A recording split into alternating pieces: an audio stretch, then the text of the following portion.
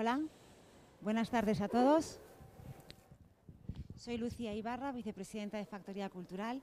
Factoría, creo que algunos ya nos conocéis, pero los que es la primera vez que venís, es un vivero de apoyo al emprendimiento creativo. Todos los jueves organizamos este foro de expertos, que son charlas de acceso gratuito, todos los jueves aquí en Factoría a las 7:30. Hoy tenemos con nosotros a un invitado muy especial, que es el arquitecto Ángel Borrego, que es el artífice de esta casa de Factoría Cultural. Hace 3 años le llamamos para que construyese ese espacio, esa arquitectura efímera, que ahora se llama reversible, o sea que nos la podemos llevar a cualquier sitio. Es una arquitectura de bajo coste y fácil mantenimiento. Luego nos contará un poquito Ángel sobre esto. Yo diría que Ángel es un arquitecto multidisciplinar, porque es también arquitecto, es artista, es diseñador y es un intelectual. Pero bueno, ahora os voy a hacer una breve introducción de su currículum. Ángel es doctor en arquitectura por la Universidad Politécnica de Madrid y máster en la Universidad de Princeton con beca Fulbright. Ha sido profesor en universidades de prestigio como Princeton y la Pratt University de Nueva York. También es director y productor de la película The Competition, en la que habla y reflexiona sobre los procesos de arquitectura. Y bueno, hoy nos va a hablar un poco de los trabajos que está realizando desde su estudio de arquitectura, el cual lo fundó en el año 99, un poquito también de factoría y bueno, de sus experiencias como en este mundo de la arquitectura tan apasionante. Gracias, Ángel, y bienvenido. Gracias. A ver, en realidad,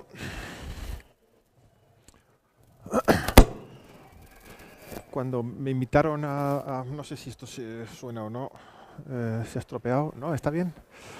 Me invitaron a dar una charla aquí y la verdad es que suelo pensar qué hago yo dando una charla, porque no sé muy bien qué es lo que puedo contar. Siendo factoría, me suena que quizás lo más interesante no es hablar tanto de los edificios que hemos hecho, sino de las cosas un poquito más distintas que salen un poco del ámbito del encargo tradicional del arquitecto y que tienen algo que ver más con una posición de riesgo, o que son proyectos que no están muy, no sé cómo decirlo, su proceso no está muy canonizado, no se sabe muy bien cómo proceder para llevarlos a cabo. Y de esos yo creo que el más famoso, el más conocido es el de la película que acaba de nombrar Lucía, que se llama, no sé qué ha pasado esto, vale, que es todo alrededor, digamos que casi todo es alrededor de 2013, tanto Factoría como la película empezaron como alrededor de esta fecha. Os voy a hacer una presentación así un poco, no sé qué es lo que... que son los cables, vale, ya lo acabo de entender. Una presentación así un poco comercial que hicimos para un festival de cine en Canadá, que salió muy mal, y nunca tuvimos la ocasión de ponerla, así que la ponemos hoy. Me perdonáis digamos la atmósfera comercial de la presentación, ¿no? Esto es... aquí está la página web donde podéis ver información de la película. Vale, esto no pasa. Vamos a ver. Y no sé si alguno conocéis algo sobre la película. Este es el póster, que imagino que si habéis visto algo es lo que conoceréis, aparte del tráiler. Esta fue la presentación, digamos, la primera presentación de la misma. El estreno mundial fue en Rotterdam, en un festival de cine. Creo que me voy a mover aquí, que creo que esto irá...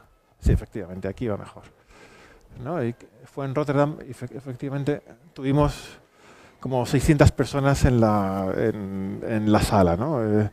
Que fue un buen comienzo, pero uno piensa que en realidad es porque los del festival lo hicieron muy bien y entonces además era la película de la inauguración y entonces, claro, todo el mundo vino y nosotros estábamos quizás demasiado contentos. Entonces la pregunta es, ¿pero realmente nos quieren? O sea, la película tuvo éxito. Esto es en Copenhague, como medio año más tarde. Y en realidad, pues más o menos estaba lleno. ¿Ves? Esta es Copenhague, el cine estaba lleno también. También inauguró el Festival de Copenhague. En Lisboa En Lisboa es esto, en Viena fue una proyección ilegal totalmente, el aforo es de 250 personas y había como 400, ¿vale? Y entonces estaban todos los vieneses, estudiantes de arquitectura y arquitectos vieneses sentados en los pasillos. Si hubiese habido un incendio hubiesen muerto 400 arquitectos de Viena, hubiésemos sido más famosos aún.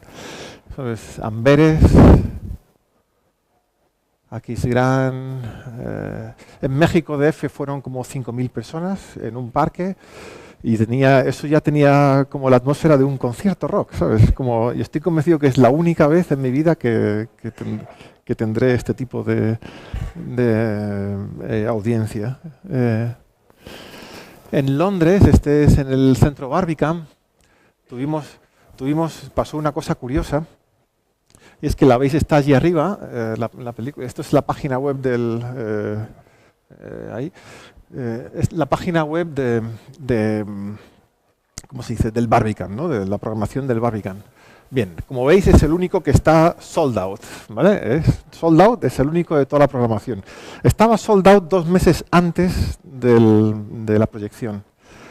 Y estuvimos revisando y la otra única cosa que había sold out era el Falbalas, que es una película documental sobre Jean-Paul Gaultier, pero que tenía asociada la presencia en persona de Jean-Paul Gaultier, ¿vale? O sea que por un día fuimos tan famosos como Jean-Paul Gaultier, al menos en el Barbican. Bueno, este es el tráiler.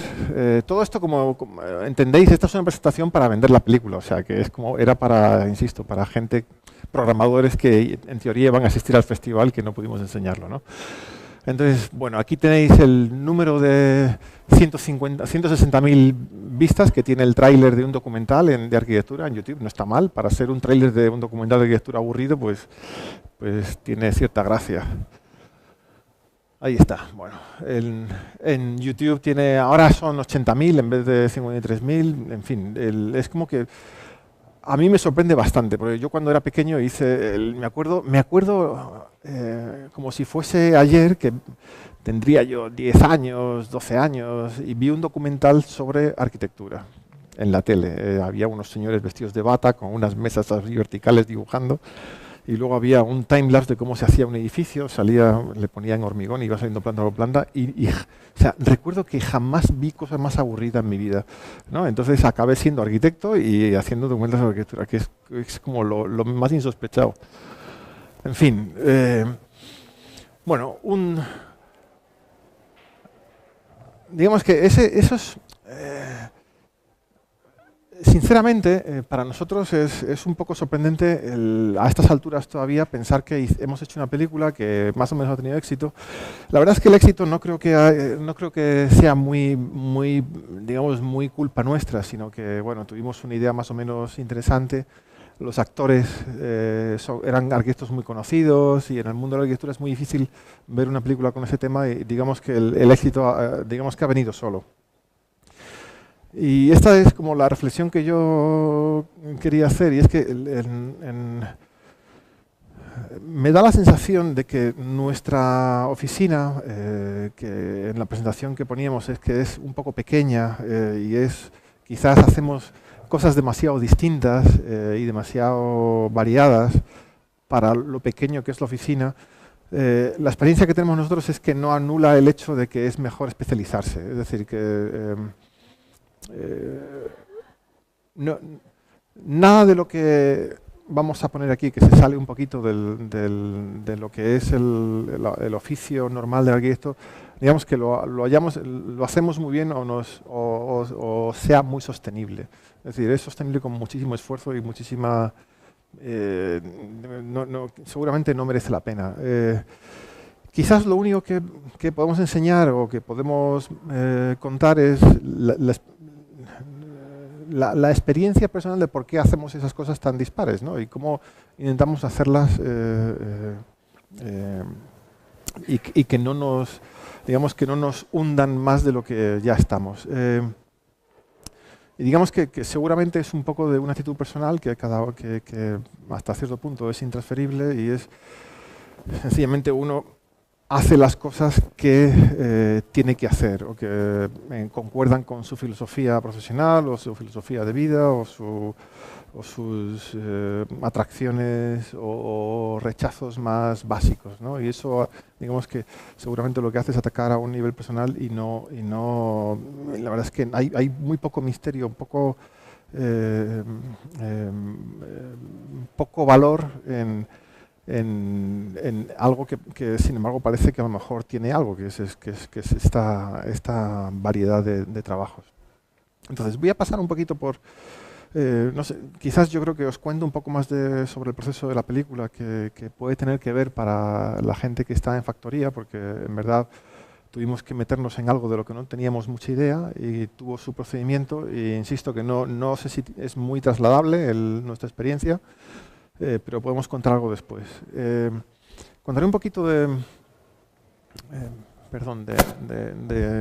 esta obra de Factoría Cultural que todos conocéis, imagino que todos conocéis, que estáis aquí o que conocéis todos sus problemas, o sea que digamos que pasaré por encima de ella igualmente con la película muy rápido, porque seguramente tenéis opiniones negativas al respecto y no es cuestión de insistir. Bueno, la gracia es que vosotros no dais premios, es decir, los que están aquí sufriendo factoría no dan los premios los da alguien que no ha visto nunca esto, ¿vale? Que los ve por fotografías y entonces tenemos todos estos. Que es, no sé, a ver, seleccionar pabellón. Tenemos como seguramente nos corresponde el pulgar del León de Oro de Venecia, del pabellón español de Venecia, que había como 100 obras, pues un centésimo de ese león nos corresponde a nosotros. Premio NAN, eso fue hace pocos meses, al mejor proyecto de rehabilitación español. Bueno, ya lo veis aquí, Build Award, es una revista inglesa, el COAM fue el primer premio COAM del 2015, el tercer premio, esto es un sitio de la India, en fin, es un poco incomprensible también. Porque en realidad, bueno, esto... Lucía y Rosina, que no sé si está por aquí, o Antonio y Sandra saben un poco el comienzo y es, digamos que nunca nos esperaríamos que hubiese tenido este impacto, sobre todo porque pues iba a ser una cosa pequeñita, ya sabíamos que no teníamos mucho espacio, que íbamos a tener muy pocos medios, que íbamos a tener, digamos, condiciones muy restrictivas para el trabajo y que es muy raro porque los premios se suelen dar a horas con un poquito más de entidad, ¿no? A mí me da la sensación de que igual que con la película, Factoría tiene una cierta ventaja a la hora de tener este impacto, y es que representa muy bien un momento particular de la historia de España, ¿no? Sobre todo de la historia de los arquitectos en España, que desde el 2007-2008 es una historia de mucha pobreza, ¿no? Es de muy pocos medios. La crisis, sabéis que la crisis española es sobre todo inmobiliaria, y ha atacado a los arquitectos de forma extraordinaria. Bueno, en fin, nadie tiene dinero, y entonces, como nadie tiene dinero y esto se hizo con 2 duros, pues es como que tiene ese eco, en el sentido de que alguien que lo ve de fuera dice, que esto ha costado 50.000 euros, ¿no? Y la repercusión es muy poquita por metro cuadrado. Y dices, pues vale, eso representa bien la historia europea de la crisis y sobre todo la historia española. Y entonces tiene esa resonancia con otras cosas que pasan en un entorno más grande, y tanto Factoría en ese sentido como la película sobre concursos, que no se había hecho ninguna y que de alguna forma vivíamos en una época de concursos de mucho impacto con arquitectos estrella, pues ambas han representado muy bien un momento histórico. Y por eso digo que se aprende, digamos que de esas experiencias exitosas se aprende muy poquito, porque el éxito depende muchas veces no de lo que uno ha pensado, sino de otras razones. Es decir, que esas piezas de alguna forma tienen un eco en otras cosas que están pasando o representan bien una época, y entonces tienen ese mayor impacto. Bueno, nada, digamos que esta es la documentación que ve la gente que da los premios, ¿no? Es como que está en Matadero Madrid, ¿no? Que se entra por ahí, que está colocado ahí, ¿sabes? Tú lo colocas, ¿sabes? Lo explicas un poquito bien y luego alguien hace unas bonitas fotos y eso tiene éxito. Bueno, esto no lo ve la gente. Esto es lo que nos presentó. Antonio no está por aquí, ¿verdad? Vale, este es el plano que nos dio Antonio para funcionar. ¿Vale? Dice, tiene que caber esto. Él se creía, además, que aquí había 120 personas, ¿vale? O 128, que es mentira, había 64, ¿vale? Porque uno empieza a hacer simetrías de una mesa con un banquito, ¿sabes? Con una silla y ya se pierde y no sabe cuántos hay. Bueno, aquí hay 64, ¿no? Hay 4, 1, 2, 3, 4, y por 4, 16, ¿no? Por 4, 60, yo qué sé, por ahí anda. Algo así, 64, ¿no?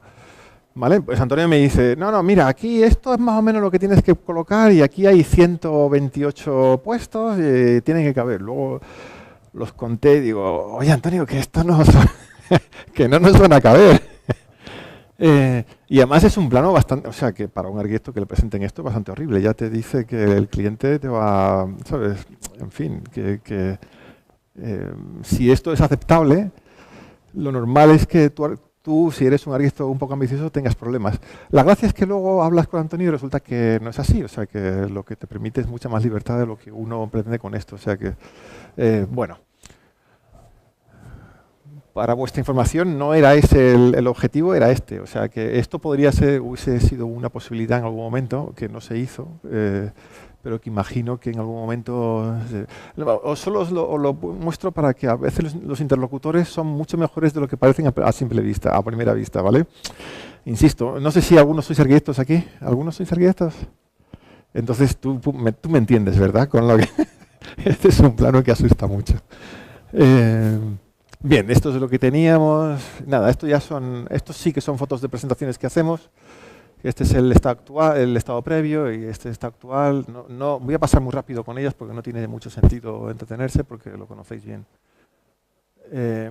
Pero claro, con estas, lo que está claro es que a través de fotos uno no se entera si eso se vive bien, si vive mal, si las condiciones son buenas, regulares o malas, ¿no? Pero si queda bonito, por lo menos te dan un crédito para hacer alguna otra cosa o para empezar la conversación, ¿no?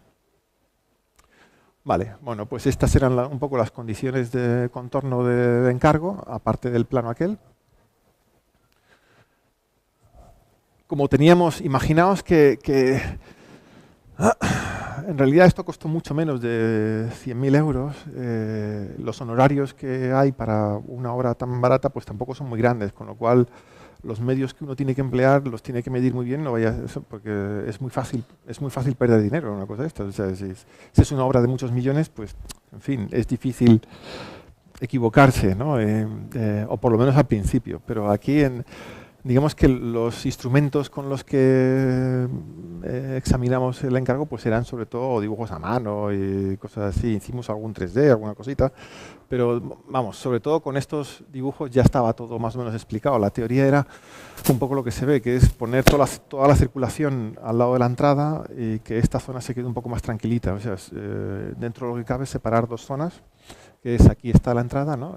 Esta zona es un poquito más ajetreada y aquella allí un poco más tranquilita y la gente se puede, en fin, y con eso era un poco todo. Teníamos que poner estas piezas, estos volúmenes encima y hacer otro segundo suelo en algún momento porque efectivamente no había es decir, que cabían 64, no 120 y además nos quitaban el pasillo este, con lo cual eran 16 por 3 en vez de por 4 serían, porque tenemos que quitar ese paso, ¿no? Entonces, bueno, pues esta estructura era un poco obligada y pues eso, era ponerla cerca de la entrada y concentrar todas las circulaciones aquí, ¿no? Este es un poquito el esquema, ¿no?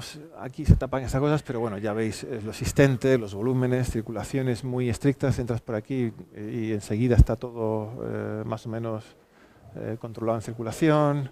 Nada, la estructura, las luces y los elementos estos de sonido, ¿no? Que se están estropeando un poquillo, pero seguirán funcionando. Esta es...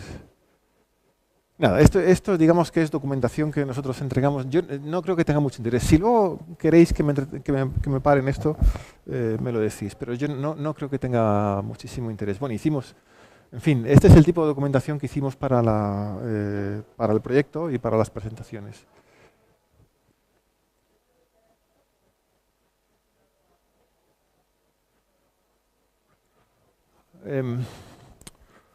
quizás por explicar lo más básico de por qué pudimos hacerlo barato, aunque creo que está a la vista, las cosas básicas, insisto, que luego podemos profundizar un poquillo más, es la madera es toda la misma escuadrilla, es pino español, sin tratar, es decir, no tiene ningún tratamiento químico, eso nos ahorra un poco de dinero y además evita pues que estéis tocando elementos cancerígenos, que son los tratamientos antiincendios y todo ese tipo de cosas suelen ser no muy positivos.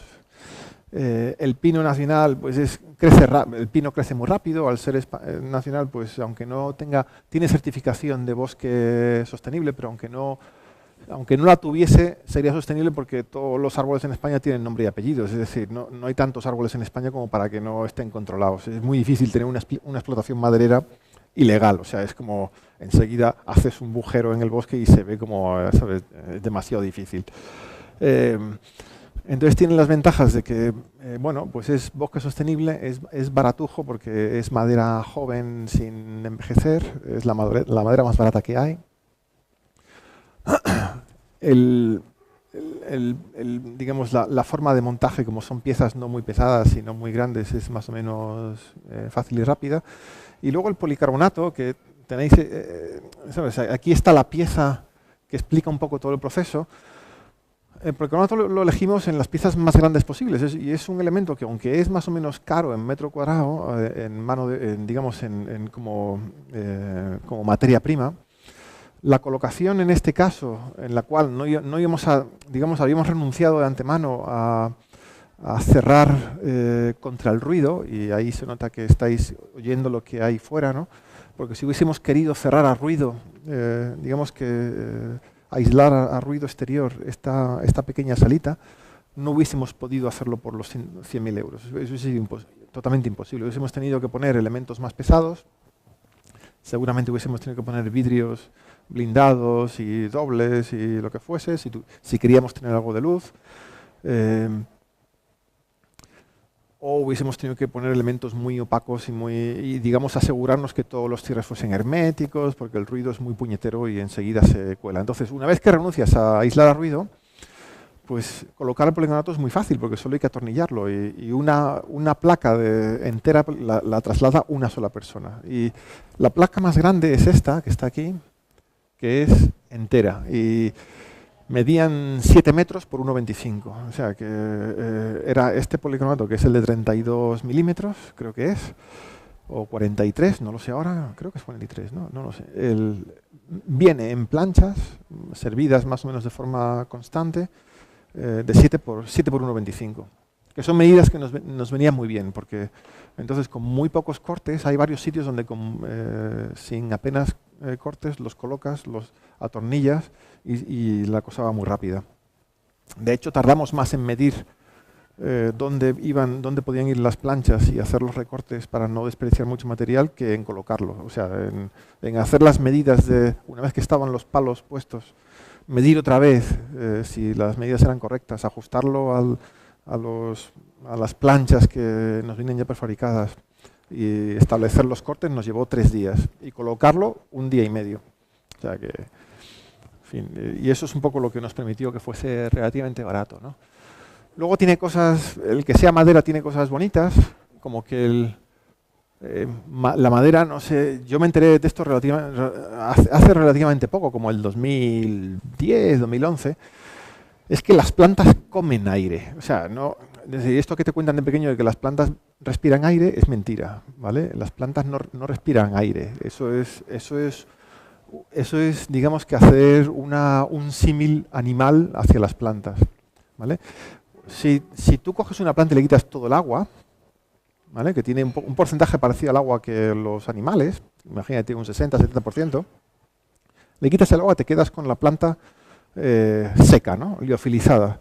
El 98% del peso de esa planta seca es carbón. Es decir, es el C que viene del CO2. El resto son un poquito de hidrógeno, que viene para hacer los compuestos tal, y un poquito de otras cosas como fósforo, nitrógeno, de estas cosas pero digamos que lo que las plantas cogen de la tierra son vitaminas y minerales, ¿vale? Y agua, por supuesto, ¿vale? Pero digamos que lo que uno cree que come, dicen, no, las plantas comerán por las raíces. No, no. Beben por las raíces y cogen las vitaminas y minerales, ¿vale? Y comen del aire, comen, ¿sabes? Así como moviéndose con las hojas. Entonces la madera es que uno lo oye, pero hasta que no se da cuenta de comen carbono del aire, no se da cuenta de la brutalidad del asunto, ¿no? ¿Sabes? Aquí tenemos 8,8 toneladas de carbón capturado. Así que se dice pronto, pero es una tontería, pero es bastante, ¿no? Y se queda ahí capturado hasta que esta madera no se queme, o sea que se queda capturado para siempre. Es un poco lo interesante que tiene la madera como material de construcción, ¿no? Bueno, lo que os decía de no aditivos, eso tuvimos que... En fin, todas estas son tonterías, ahorran un poco de dinero y luego las puedes contar y son bonitas, y lo único que consisten es en dar un poco la lata al técnico competente. Es decir, al arquitecto municipal lo tuvimos que convencer de que nadie se moría aquí. Imagínate que ahora hay un fuego, ¿no? Y dices, pues mira, si se establece ahora un fuego en una esquina, cualquier esquina de factoría, la gente no va a morir porque esas maderas no estén tratadas contra incendio, ¿vale? Digamos que tuvimos que hacer un pequeño esfuerzo extra, pero eso repercutió primero, que la madera no tiene químicos nocivos, y segundo, que es un poco más barata, porque en fin, el aserradero o el secadero no tiene que hacer ese tratamiento extra a la madera, ¿no?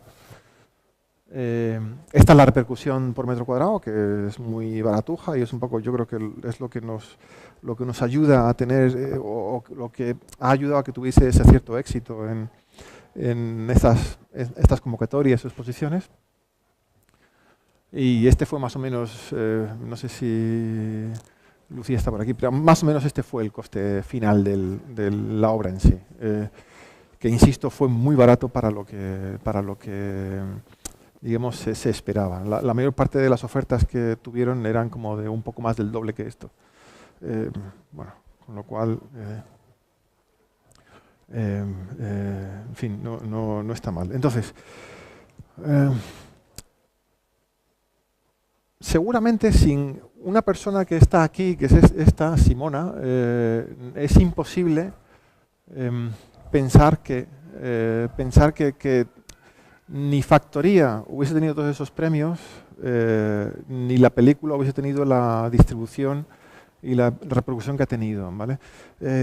Yo creo que el mayor éxito que tuvimos, tanto con una como con otra, o la mayor, digamos, el mayor activo que teníamos con las dos, era un poquito detectar bien que era, por ejemplo, que en la película el tema de los concursos era un tema importante o interesante, que nunca se había hecho, y que podía tener cierto interés. Era un momento en que todavía no había ni tantos documentales. La película la empezamos en el 2007.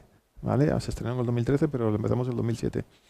Ni había tantos documentales sobre profesiones que hay ahora en la tele, que hay como, no sé, pescadores de Alaska, hay de todo, ¿no? Es como gente que vive en las montañas, gente que vende cosas, que yo creo que es un tema muy interesante y que por eso tiene tanto éxito, porque es interesante.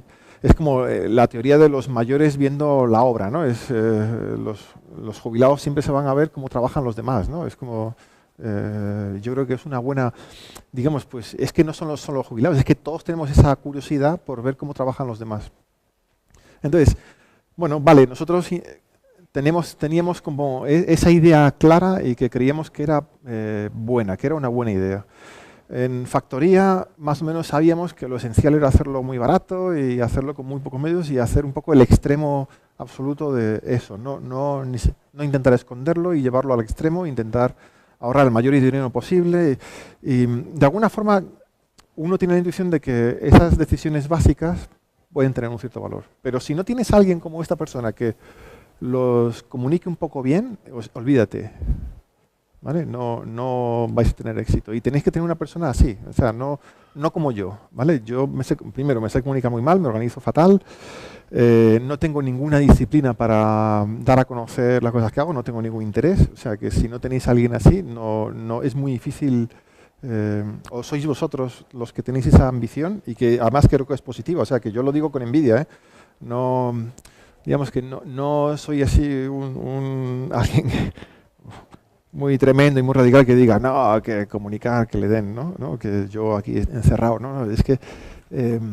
hay gente que vale más que otras y si no tenéis a alguien así es bueno asociarse o intentar hacer intercambio de servicios, lo que sea, ¿no? Pero intentar tener a alguien como ella que le dé salida a las ideas que puedan ser positivas. De hecho, una persona que comunica bien, lo más fácil es que os diga, porque están muy acostumbradas solo se comunica bien las cosas que tienen una cierta capacidad de ser comunicadas, ¿vale? Eso también, o sea, lo que yo he aprendido es que no creo que sea fácil comunicar cosas que no tengan interés, o sea, es muy difícil, la gente lo ve enseguida.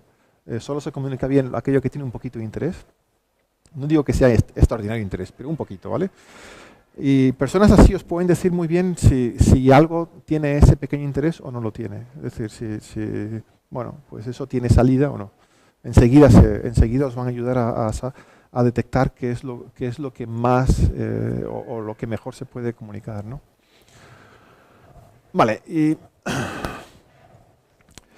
como imagino que si estáis aquí en Factoría es porque tenéis o os interesa la idea de Factoría o tenéis proyectos que desarrollar o en fin, algo así, no lo sé. Os traigo un proyecto y medio que estoy intentando llevar a cabo y que por estar llevándolo a cabo, yo creo que es, por estar intentando desarrollarlo, yo creo que es más interesante que estos otros dos anteriores que digamos que están acabados, ¿no? Pero que podemos hablar de ellos un poco más tarde. Uno nació de otro. Este es el primero de estos dos proyectos, este es el primero que nació, que se llama Ensanche. Esto es Alcorcón. Yo viví muchos años aquí, como a los 8 años vinimos de Badajoz y vinimos a vivir en este pueblo que es muy feo y que todas las viviendas tienen esta pinta, ¿no? Como tienen terrazas cerradas, pues no son pisos chicos y tal, hechos en posguerra con ¿sabes? Poco espacio y la gente tiene que acumular sus pequeñas cosas en lo que pueden, ¿no? Entonces la idea es, bueno, Alcorcón pasó del 50 al 70, como tantas otras ciudades españolas, por ejemplo, aquí 5.000 habitantes a 150.000 habitantes. Esta es, o sea, digamos, el nivel de crecimiento es multiplicado por 30 en 20 años.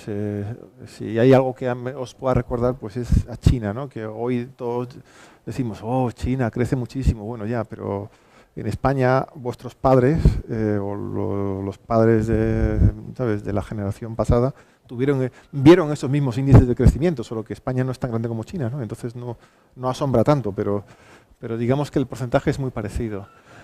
Una cosa curiosa que pasó de aquella época, cuando se construyeron todas estas viviendas, todo ese crecimiento, las viviendas eran como así de grandes, es decir, aquí no se ve, pero lo que dice es que 4 dormitorios, una casa de 4 dormitorios entre 50 y 60, tenía 50 o 60 metros cuadrados. ¿Vale? Eso es así, la arquitecta se ríe, pero es verdad. El barrio de Batán, de Oiza, por ejemplo, son 4 dormitorios, 50 metros cuadrados, 8 personas en 50 metros cuadrados. Y una vez que llegaron los años 70, los ascensores, un poquito más de riqueza y sobre todo los ayuntamientos democráticos, pues hicieron leyes de vivienda de protección oficial que decían que si querías tener 4 dormitorios tenías que tener de 90 a 110 metros cuadrados, ¿no? O 120, depende.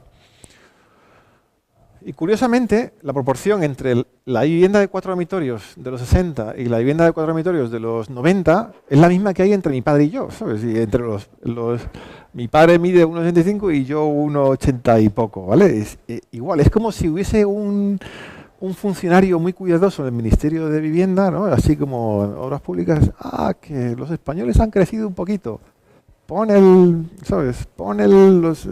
Crece un poco las viviendas de acuerdo al cuerpo de los españoles. Bueno, en fin, es un poco ridículo, pero la coincidencia es pasmosa, ¿no? Entonces, una idea que tuvimos es, oye, ¿por qué no podemos hacer la rehabilitación que hay que hacer ahora?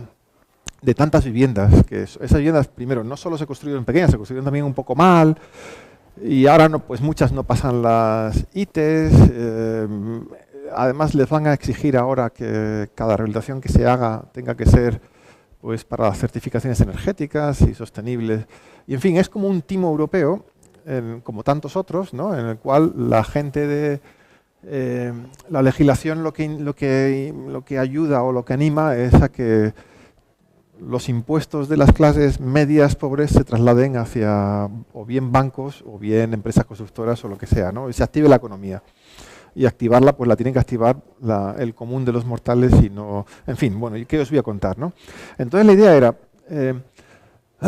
que... Claro, esto surgió porque yo estuve involucrado en la rehabilitación de uno o dos edificios y decías, oye, mira, si hay que arreglar la cubierta de un edificio de viviendas normal, hay que arreglar la fachada, lo tienes mejor la aíslas, ¿no? Que bueno, ya, ¿qué más da? Entonces, arreglar temas aparte, sin contar cimentación, que todas las cimentaciones de todos los edificios son como, dan miedo, todas. Sin contar cimentación, solo arreglar cubierta y fachada y cambiar carpinterías, digamos las ventanas, costaba en aquella época entre 7.000 y 10.000 euros por vivienda, ¿vale? Más o menos. Si tienes una subvención, pues te vas a pagar la mitad, pero la otra mitad la paga el Estado, o sea que la pagamos todos. Decimos, oye, si creces, si pudiésemos establecer otra cosa, porque en realidad todas estas viviendas se construyeron de una forma en la que es heredera del movimiento moderno, con demasiado espacio en las calles y poco en las viviendas. Si ese equilibrio lo renegociamos, hacemos un poco lo que hicieron la Catón y Basal en Francia, y diésemos permiso a los vecinos para, una vez que tienen que rehabilitar, puedan agrandar su vivienda y pasarla de esos 60 metros cuadrados a 90, pues por lo menos uno acaba con una vivienda más grande, se gasta un poquito más, del orden de 20.000 euros, 30.000 euros en vez de 10.000, pero, joder, pasas de tener una vivienda de 60 metros cuadrados a una de 90, 100. Con lo cual, nuestros cálculos en aquella época, que estamos hablando de 2007, 2006, es que el precio de venta posterior era muy superior a la inversión, cosa que no pasa con los arreglos normales, que uno arregla su vivienda, se gasta 10.000 euros y la vivienda se queda como está. O sea, que dices, vale, pues dinero perdido. Entonces, bueno, esa era un poco la idea, ¿no? Para contar una cosa así muy larga, un poco más corta, lo que hicimos fue, como esto, insisto, en Francia se ha hecho, en muy poquitos casos, pero en los edificios en los que se ha hecho en Francia están muy aislados, tienen un paisaje muy largo enfrente de las ventanas. Aquí en España no pasa tanto, sino que las calles son más estrechas, las colonias de estos edificios están más juntitos. Y entonces una pregunta que nos surgía muy a menudo era, oye, ¿qué pasa con las vistas, ¿no? A lo mejor la calle no admite que... Y entonces hicimos un programa informático. Ay, esto ha ocurrido sin yo...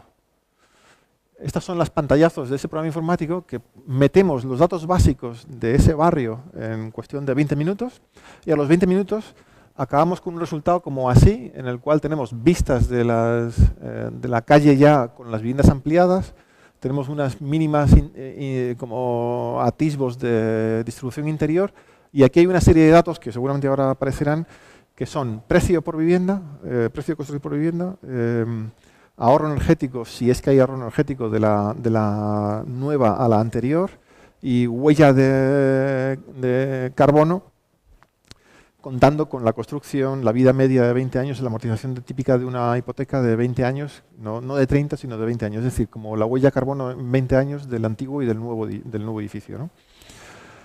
Y esto, digamos, este programa está en funcionamiento, lo hicimos en nuestra oficina como en un año y no hay ninguno parecido. Es la cosa así como más divertida que hemos hecho, creo yo. Que es bastante útil. Tiene herramientas muy chulas ahí.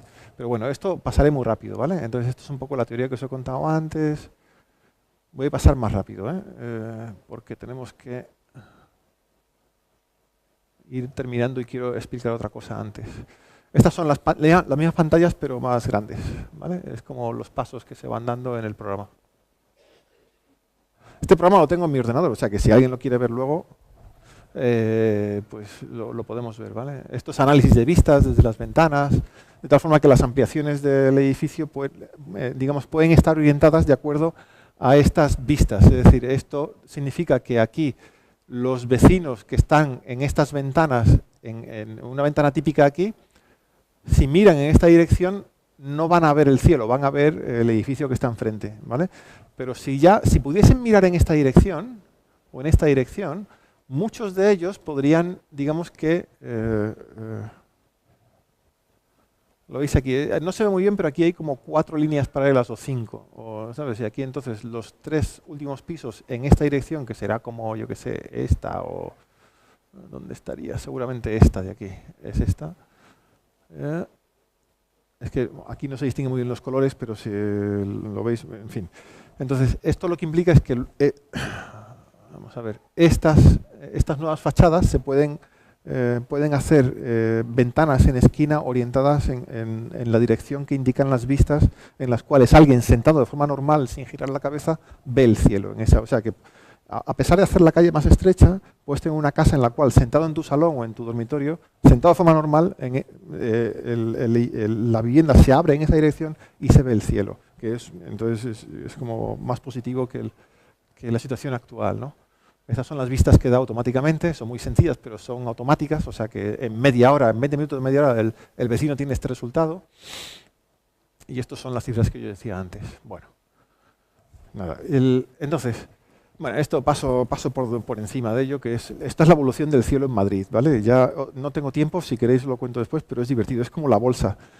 Una vez que los arquitectos empezamos a hacer diseños, la relación del cielo en las calles de Madrid empieza a ser como la bolsa, ¿sabes? Empieza a tener booms y crisis como si eso fuese... Es muy patético. Es decir, eso significa que los arquitectos no hemos acertado demasiado, en general, ¿no? Esto es como la ilustración empieza como por aquí y ya la liamos. ¿Vale? Mientras los edificios se diseñaban de forma intuitiva, era todo más estable. Y entonces, este proyecto dio lugar a otro, que es un poquito más ambicioso, o menos, depende de cómo lo se mire, pero que a mí me interesaría llevarlo a cabo, a ver si podemos hacerlo en esta legislatura, ¿vale? Si tenéis alguna idea de cómo hacerlo, me ayudáis, ¿eh? Esto, que es hacer el Centro Nacional o Instituto de Investigación de Arquitectura y Vivienda de España, ¿vale? A mí me parece asombroso que, por ejemplo, esto es del año 2007, lo veis aquí, julio de 2007. Es la investigación es del CIS. El CIS nos dice que si a un españolito normal o españolita le preguntas, oye, a tu juicio, ¿cuál es el principal problema que existe en España? ¿Vale? Es una pregunta trampa, porque te están haciendo la pregunta como si tú fueses y te dan pie a que seas generoso. Es decir, que no digas la que te parece a ti un problema para ti, sino que tú, en tu capacidad analítica brutal que tienes, ¿cuál crees que es el mayor problema que tenemos? ¿Vale? Y entonces dice terrorismo, el segundo era la vivienda, el tercero el paro. ¿Vale? Eso, por supuesto, es un poco antes de la crisis. Primero terrorismo, segundo vivienda, ¿vale? Segundo. Si uno le decía, oye, no seas tan generoso y dime cuál es el tuyo, tu problema, ¿vale? Tu problema particular. Entonces, la vivienda pasa a ser el primero, ¿vale? Estamos hablando de antes de la crisis. Primer problema de los españoles, la vivienda. Misma fecha, ¿eh? Segundo, no sé dónde está, pues aquí, problemas de índole económica, el paro, ETA pasa a ser el cuarto, el quinto, ¿vale? Está por ahí, pero, oye, pues, efectivamente... seguramente no es un problema tan grave, ¿no? O tan directo, tan inmediato, tan personal, ¿no? Año siguiente, septiembre 2008. Ya hemos pasado, está claro, ¿no? La crisis se ve bien con los gráficos, mejor que con los textos, ¿verdad? Es como que uno dice, vale, ya, terrorismo. Esta es la pregunta generosa, ¿vale? Siempre, ¿cuál cree usted que es el problema? Pues estamos aquí, paro 62, índole económica 54, y esto es el 2008, que luego el paro siguió subiendo, ¿vale? La vivienda seguía siendo el tercero, a pesar de estar dominada por esta, ¿no? que es lógico, porque digamos luego ya habrá tiempo de pensar dónde uno duerme o si estamos de alquiler todavía, pero si quitas esto, es aquí inmigración, que es Curiosamente, este no... bueno, en fin, no entramos ahí, pero el cuarto entonces, ¿no? Es 18. No, el quinto está aquí. Terrorismo sigue siendo un poco más grande. Bueno, en fin. Pero esto es, ¿cuál cree usted que es? ¿Vale? O sea, que estamos en el quinto, la vivienda. Pero cuando le dices, ¿cuál es el tuyo? Este se convierte en el tercero. Eso es un poco lo que yo recordaba, ¿vale? O sea, que sigue estando estos más grandes, pero es el tercero, sigue siendo el tercer problema de los españoles en la vivienda. Vale. La arquitectura tiene muy mala fama. Si a mí me preguntan hace 10 años, yo hubiese pensado lo mismo, que es mala, que el servicio, digamos que el área de actividad de la económica más perjudicial, yo hubiese dicho que es la construcción. Casi todo el mundo que le preguntas dirá que la construcción es repugnante, ¿no? Que es mejor tener o industria, o agricultura, o servicios, o lo que sea, ¿no? En general. Bueno, pues curiosamente, la construcción es el sector económico que más influencia tiene en el resto de la economía. Es decir, por cada euro invertido en cada uno de estos sectores, el impacto que tiene en el resto de la economía es, en cada caso respectivo, esta cifra. Es decir, en industria cada euro invertido implica que tiene un impacto o un crecimiento sobre 1,84, se crece a 1,84, en construcción a 2,02 y en servicios a 1,56. Con lo cual dices, bueno, a lo mejor no es tan malo o por lo menos hay que tenerle precaución. Es decir, que si eso funciona mal o cometemos muchos errores, va a tener un impacto muy fuerte. Y es lo que se ha demostrado en España. Tenemos un sector de construcción muy, muy grande y el impacto efectivamente ha sido escandalosamente grande. O sea que a las pruebas nos remitimos. Bien, este es el PIB no sé si en el 2006, PIB español. Ahora es más grande, ahora estamos como en 1 trillón y pico de euros, pero imagínate que seguimos lo mismo, da un poco igual. Lo que ocupaba la construcción era esto. Y este es el 2,02. ¿Entendéis, no? El impacto de la construcción, que es este agujero, en el resto de la economía, es bastante considerable. Es bastante considerable. No llega a la mitad de la economía total, pero casi.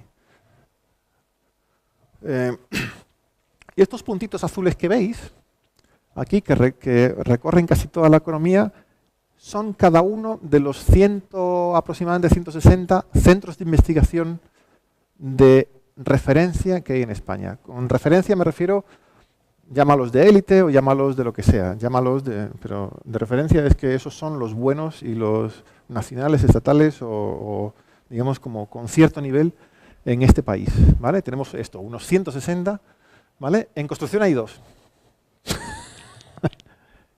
En fin, no sé, pero a mí esto me fascina, o sea, es un poco ridículo. Yo no sé, o son muy grandes, ¿vale? O son muy grandes, o me da la sensación que hay una falta grave de investigación en esto.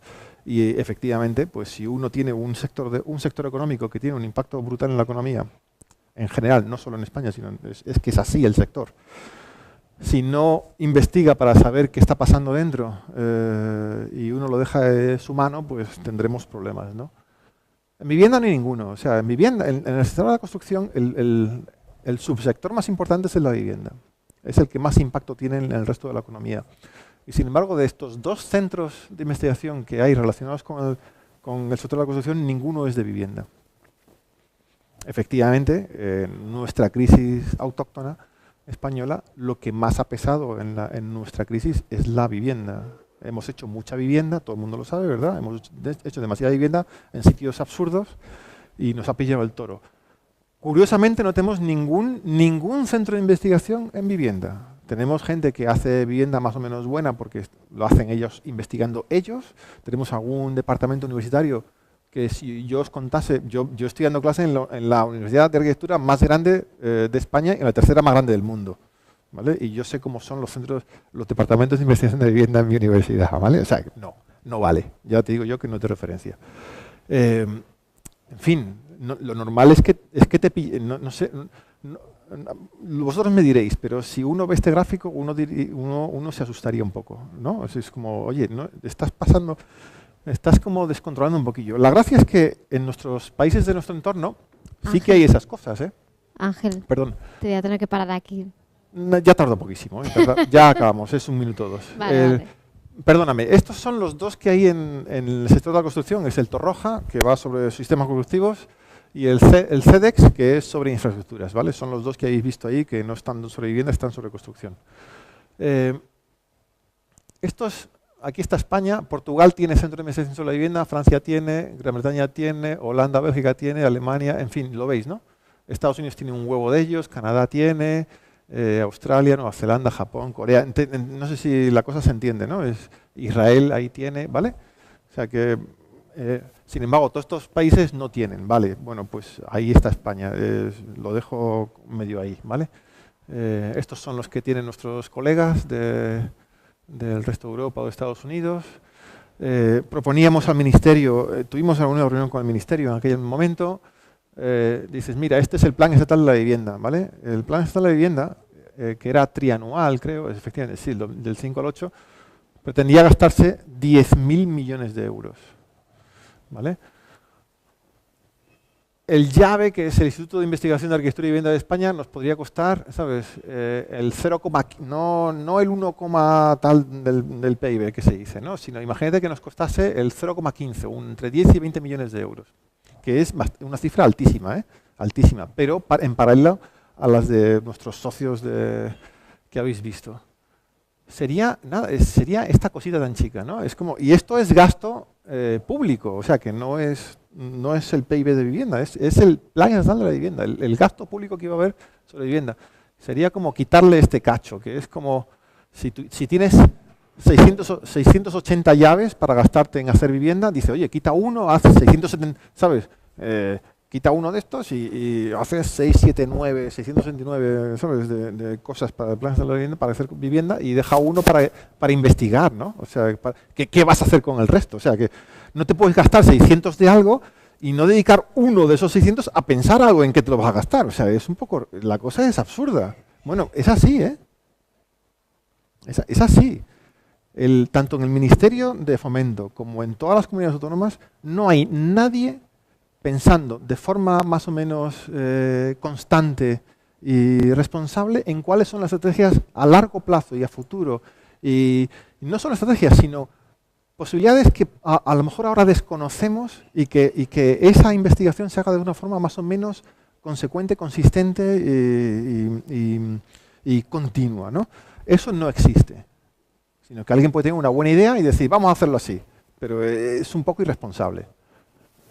Este es en fin, eso que es el llave que proponemos, era el 0,15 del Plan de la Vivienda, pero es el 0,005 del PIB relativo a la vivienda. O sea, que no sé, el gasto que... En fin, bueno, esto es un poco lo que... Entonces, esa es la presentación un poquillo, que es un poquito, no sé, me da la sensación de que es lo único bien que hacemos realmente es a veces explicar algunos temas así como gráficamente, es decir, detectar un poco un problema que uno dice, y que el problema puede ser cualquiera, o sea, o la oportunidad o la situación, dices, oye, ¿qué está pasando aquí? ¿No? Entonces, detectarlo bien, intentar explicarlo bien para que eso tenga un cierto éxito. Y yo no sé si yo he convencido de la necesidad de hacer un centro de investigación de vivienda en España, pero si es así, yo creo que depende sobre todo de los gráficos, ¿no? y de la insistencia en perseguir un pequeño, ¿sabes? Esa pequeña, no sé cómo decirlo, esa pequeña situación, intentar analizarla un poquito y explicarla con cierta corrección o coherencia, ¿no? Y nada más, yo creo que ya seguimos, no sé si hay preguntas o cervezas, no sé qué toca.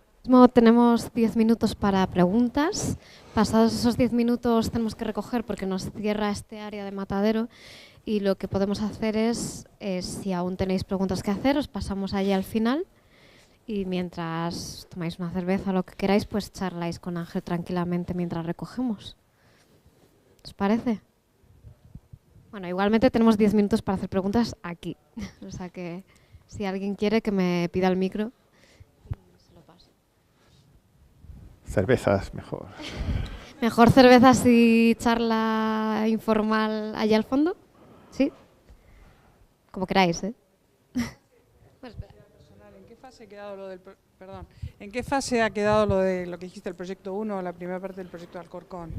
O sea, ¿habéis podido seguir avanzando? En el 2008 se paró, como puedes imaginarte. Nosotros dejamos de... Se paró bastante. Hicimos una exposición en el 2010, pero no tenía mucho sentido perseguirlo. ¿Y la interacción con, digamos, los responsables municipales en cuanto a...? Es buena, en general sí, es buena. Es viable. Lo que pasa es que... se veía viable. Sí, lo que pasa es que de momento es ilegal. Hacer eso es ilegal, no entra dentro del planeamiento, la legislación no lo permite.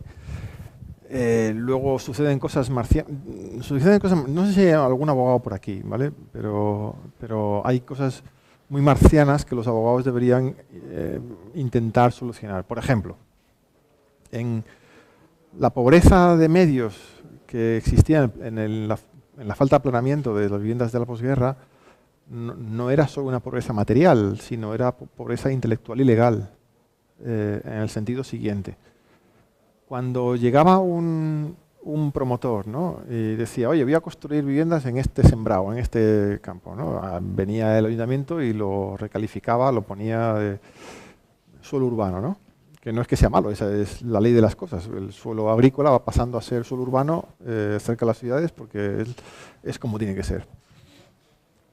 Pero los muy imbéciles, con perdón, es porque es así, no hicieron ningún tipo de reparcelación en muchos casos, ¿vale? Con lo cual, resulta que hay ahora casi todos los polígonos construidos entre la M30 y la M40 en Madrid están construidos de la siguiente forma. Llega un señor, compra unos terrenos a un agricultor, ese señor construye unos edificios en determinado sitio, las calles se ponen después, para empezar, además, porque no hubo reparcelación ni lo que se dice el planeamiento de esa reparcelación, ¿no? El reparto nuevo de superficie para calles, parques, equipamientos, todo esto.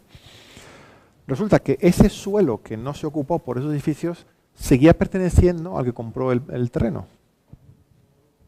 ¿Entendéis un poco? Es decir, que si aquí acaba un edificio y para allá está, a partir de aquí empieza otra vez un suelo privado con explotación económica, aún, a pesar de que eso ya está colmatado y no se va a poder construir nunca nada más.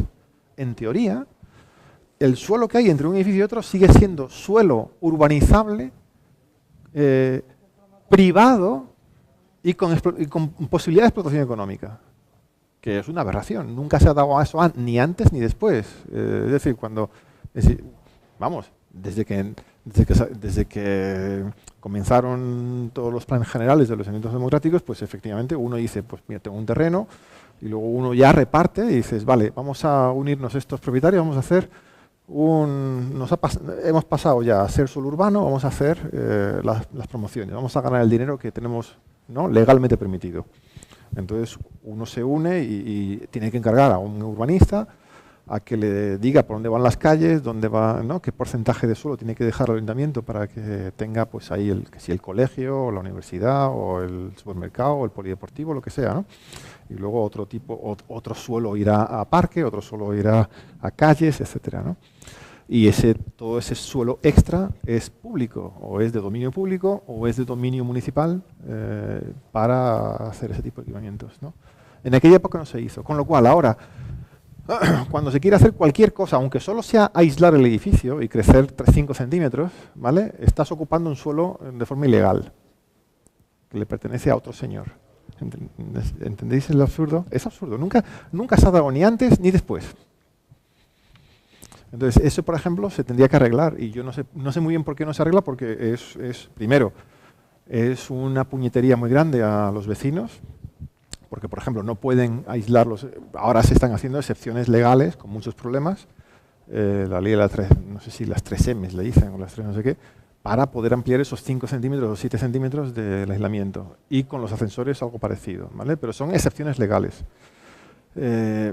y que son recientes, pero mucho más grave es el tema de que efectivamente todos estos barrios tienen un mal equilibrio entre espacio abierto y espacio cerrado, es decir, espacio vividero privado y el espacio que está como por ahí, que insisto, ni siquiera es público, es privado, pero que digamos que es de uso público, esa negociación entre, o ese equilibrio entre el espacio abierto y el cerrado está equivocada, en lugares como España más aún. Vamos, sobre todo en la España, ¿sabes?, que de la cornisa cantábrica para abajo, que es más seco y tal, es como... Es una proporción equivocada y que impide una buena vida a los vecinos, activar recursos económicos para esos propios vecinos, etcétera. Es una tragedia. Gracias.